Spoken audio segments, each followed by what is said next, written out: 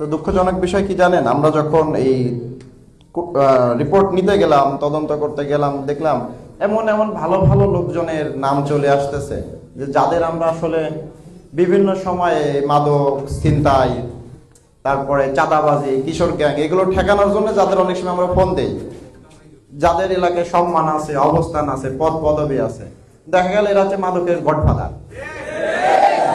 ধরেন যে কিশোর গ্যাং ছিনতাইকারী গডফাদার, এরা সব আলোচিত শীর্ষ সন্ত্রাসী আছে, তাদের দাওয়াত দিয়ে ডেকে নিয়ে আসতেছে মোহাম্মদপুরে, মানে ডেকে ডেকে নিয়ে আসতেছে। উদ্দেশ্য কি? উদ্দেশ্য হলো সে সামনে এখানে কাউন্সিলর ইলেকশন করবে, এদের সহযোগিতা চায়। জনগণের সহযোগিতা দরকার নেই, সহযোগিতা দরকার হলে কাউন্সিলর নির্বাচিত হইতে চায়।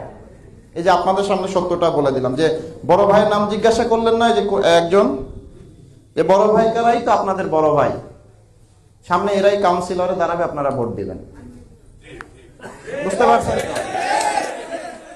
এরা হচ্ছে সেই বড় ভাই। তো আমরা এদের নাম একদম লিস্ট ধরে ধরে ধরে ধরে সরকারকে জানাইছি। ইনশাল্লাহ কঠিন সিদ্ধান্ত হবে, ইতিমধ্যে সিদ্ধান্ত আসছে। আমরা সিদ্ধান্ত রাত থেকেই বাস্তবায়ন নেই, সিদ্ধান্ত কালকেই আসছে। আমরা আজকেই কয়েকজনকে ধরছি, আপনারা হয়তো নিউজ টিউজ পাবেন। আমরা কয়েকজনকে একদম এই লিস্ট থেকে ধরছি এবং বাকিগুলো আমরা ইনশাল্লাহ ধরে ফেলবো।